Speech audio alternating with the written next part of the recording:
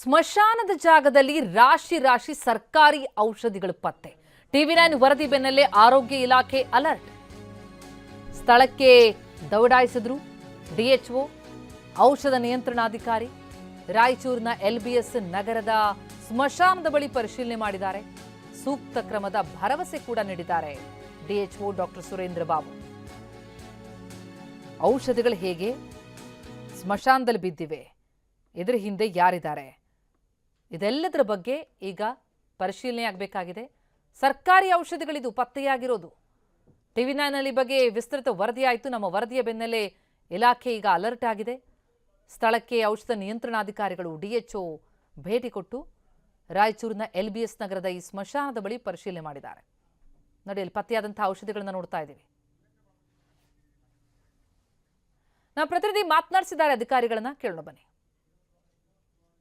ಸರ್ಕಾರಿ ಔಷಧಿಗಳನ್ನು ಕಸದ ತೊಟ್ಟೆಯಲ್ಲಿ ಬಿಸಾಡಿರುವಂಥ ಆರೋಪ ಪ್ರಕರಣಕ್ಕೆ ಸಂಬಂಧಪಟ್ಟಂತೆ ಟಿವಿ9 ವರದಿ ಬೆನ್ನಲ್ಲೇ ಆರೋಗ್ಯ ಇಲಾಖೆ ಅಲರ್ಟ್ ಆಗಿರುವಂಥದ್ದು. ಘಟನಾ ಸ್ಥಳಕ್ಕೆ ಬಂದು ಖುದ್ದು ಡಿಎಚ್ಒ ಸುರೇಂದ್ರ ಬಾಬು ಅವರು ಪರಿಶೀಲನೆ ಮಾಡಿದರೆ ಸಂಬಂಧಪಟ್ಟಂತೆ ತನಿಖೆ ಕೂಡ ಕೈಗೊಳ್ತೀನಿ ಅಂತ ವಿಚಾರವನ್ನು ಹೇಳಿದ್ದಾರೆ. ನಮ್ಮ ಜೊತೆಗೆ ಡಿಎಚ್ಒ ಸುರೇಂದ್ರ ಬಾಬು ಅವರು ಇದರ ಮಾತಾಡ್ತೀನಿ. ಸರ್ ಹೇಳಿ, ಬಡ ರೋಗಿಗಳಿಗೆ ಪಾಲಾಗಬೇಕಿದ್ದಂಥ ಔಷಧಿಗಳನ್ನು ಬಿಸಾಡಿದ್ದಾರೆ ಅಂತ ಆರೋಪ ಕೇಳಿ ಬಂದಿತ್ತು. ಈ ಸಿರಂಜ್ಗಳನ್ನು ನೋಡಿದ್ರೆ ಗೌರ್ಮೆಂಟ್ ಸಪ್ಲೈ ಅನ್ನುವಂಥದ್ದು ಸ್ಪಷ್ಟವಾಗಿದೆ. ಏನು ಹೇಳ್ತೀರಿ ಅಂತ? ಈಗ ನನಗೆ ಮಾಹಿತಿ ಬಂದ ಪ್ರಕಾರ ಎಲ್ಲ ಕಾಫ್ ಸಿರಪ್ಪು, ಬೇರೆ ಬೇರೆ ಸಿರಪ್ಗಳಿದ್ವು. ಇವೆಲ್ಲ ಫಿಸಿಷಿಯನ್ ಸ್ಯಾಂಪಲ್ ಇದ್ದಾವೆ. ಇವು ಗೌರ್ಮೆಂಟ್ ಸಪ್ಲೈ ಅಲ್ಲ.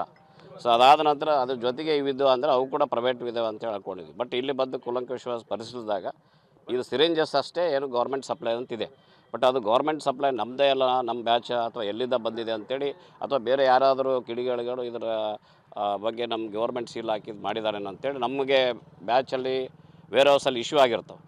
ಯಾವ್ಯಾವ ಬ್ಯಾಚು ಯಾವ್ಯಾವ PSC ಇಶ್ಯೂ ಆಗೋದಂತ ಗೊತ್ತಾಗಿ ಇದೇ ಥರ ಅವರು ಬಿಸಾಕಿದ್ರೆ ಅವ್ರ ಮೇಲೆ ಖಂಡಿತ ನಾನು ಕ್ರಮ ತಗೊಳ್ತೀನಿ. ಕಿಡಿಗೇಡಿಗಳು ಅಂತ ಹೇಳಿದ್ರೆ ಸರ್, ಅವ್ರಿಗೆ ಯಾವ ರೀತಿ ಆಕ್ಸೆಸ್ ಆಗುತ್ತೆ ಸರ್ ಇದು ಗೌರ್ಮೆಂಟ್ ಸಪ್ಲೈ ಆಗುವಂಥದ್ದು? ಅಲ್ಲಲ್ಲ, ಇದು ಗೌರ್ಮೆಂಟ್ ಸಪ್ಲೈದ ಆಕ್ಸೆಸ್ ಆಗಲ್ಲ. ಇದು ಆಗಲ್ಲ. ಇವೆಲ್ಲ ಸಿರಪ್ ಏನಿದಾವಲ್ಲ ಪ್ರೈವೇಟ್ ಇದ್ದಾವೆ. ಸೊ ಇದು ನಮಗೆ ಸಂಬಂಧಪಟ್ಟಿದ್ದಲ್ಲ. ಅದಕ್ಕೆ ನಾವು ಡ್ರಗ್ ಕಂಟ್ರೋಲ್ ಕರೆಸಿದ್ದೀವಿ. ಅವ್ರು ನೋಡ್ತಾರೆ ಇವು ಯಾವ ಕಂಪನಿ, ಅವ್ರು ಯಾವುದು ಇದರಲ್ಲಿದ್ದಾವೆ, ಯಾವ ರೆಪ್ ಥರ ಇಟ್ಕೊಂಡಿದ್ರು, ಆ ರೆಪ್ನ ವಿಚಾರಣೆ ಮಾಡ್ತಾರೆ. ಸೊ ಅದ್ರ ಜೊತೆಗೆ ಎರಡು ಒಟ್ಟಿಗೆ ಬಂದವು ಅಂದರೆ ಯಾರು ಅಂದರೆ ಖಂಡಿತವಾಗಿ ಅವ್ರು ಯಾರಿದ್ದಾರೆ ನಮ್ಮವರಾದ್ರೆ ನಾವು ಖಂಡಿತವಾಗಿ ಅವ್ರ ಮ್ಯಾಗ ಆ್ಯಕ್ಷನ್ ತೊಗೊತೀವಿ. ಈ ಪ್ರೈವೇಟ್ ಅವ್ರು ಅಂತ ಹೇಳ್ತೀರಿ, ಪ್ರೈವೇಟ್ ಅವ್ರು ಆಗಿದ್ರೆ ಸರ್ ಈಗ ಇದ್ರ ಬಗ್ಗೆ? ಅದು ನನಗೆ ಅದೇ ಅವರು ಹೇಳ್ಬೇಕು, ಯಾರು ನಮ್ಮ ಡ್ರಗ್ ಕಂಟ್ರೋಲ್ ಅಲ್ಲ. ಈಗ ಪ್ರೈವೇಟ್ ಅವ್ರು ಹೇಳಿದ್ರಲ್ಲ ಸರ್, ಇವ್ನು ತಮಗೆ ಕಾನೂನಲ್ಲಿ ಅವಕಾಶ ಇದೆ ತನಿಖೆ ಮಾಡಲಿಕ್ಕೆ? ಇಲ್ಲ, ನನಗಿಲ್ಲ. ಅದಕ್ಕೆ ಡ್ರಗ್ ಕಂಟ್ರೋಲರ್ ಅದಕ್ಕೆ ಕಳಿಸಿದ್ದೀನಿ ಅವರಿಗೆ. ಅವರು ತನಿಖೆ ಮಾಡಿ ಅದರ ಬಗ್ಗೆ ಸೂಕ್ತ ಕ್ರಮ ತೊಗೊತಾರೆ. ಈಗ ಯಾವ ರೀತಿ ಟ್ರೇಸ್ ಔಟ್ ಮಾಡ್ತೀರಿ ಸರ್ ಈ ಪ್ರಕರಣ ಅಂತ? ಈಗ ಅಲ್ಲ, ಅದೇ ಹೇಳಿದ್ವಲ್ಲ, ನಮ್ಮಲ್ಲಿ ಒಂದು ವೇಳೆ ಸಿರಿಂಜಸ್ಸು ಏನಿದೆ ಗೌರ್ಮೆಂಟ್ ಸಪ್ಲೈ ಅಂತ ಇದೆಯಲ್ಲ, ಅದು ನಮ್ಮದೇ ಆಗಿದರೆ ಯಾವುದರಿಂದ ಬಂದಿದೆ ಅಂತ ನಮ್ಗೆ ಗೊತ್ತಾಗುತ್ತೆ. ಯಾರ ಹತ್ರ ಹೋಗಿದೆ ಅಂತ ಗೊತ್ತಾಗಿ ನಾನು ಅದರ ಬಗ್ಗೆ ನಾನು ಕ್ರಮ ತೊಗೊಂಡು. ಈಗ ಸಿರಪ್ ಬಿಸಾಕಿರೋರ ಮೇಲೆ ಏನು ಕ್ರಮ ಆಗ್ಬೋದು? ಅದು ಡ್ರಗ್ ಕಂಟ್ರೋಲರ್ ತೊಗೊತಾರೆ. ಡ್ರಗ್ ಕಂಟ್ರೋಲರ್ ಅದಕ್ಕೆ ಇದು ಮಾಡಿ ಸರ್ಕಾರಕ್ಕೆ ಬರೀತಾರೆ ಅವರು, ಖಂಡಿತವಾಗಿ ಬರೀತಾರೆ. ಇದು ಡಿಎಚ್ಒ ಸುರೇಂದ್ರ ಬಾಬು ಅವರು ಹೇಳ್ತಾ ಇರುವಂಥದ್ದು. ಸೂಕ್ತ ಕ್ರಮವನ್ನು ಕೈಗೊಳ್ಳಲಿಕ್ಕೆ ಏನು ಮಾಡಬೇಕು ಎಲ್ಲವನ್ನು ಮಾಡ್ತೀನಿ ಅನ್ನುವಂಥ ವಿಚಾರವನ್ನು ಪ್ರಸ್ತಾಪ ಮಾಡ್ತಾ ಇರುವಂಥದ್ದು. ಕ್ಯಾಮ್ರಾ ಪರ್ಸನ್ ವಾಸುದೇವ್ ಜೊತೆ ಭೀಮೇಶ್ ಪೂಜಾರಿ, ಟಿವಿ9 ರಾಯಚೂರು.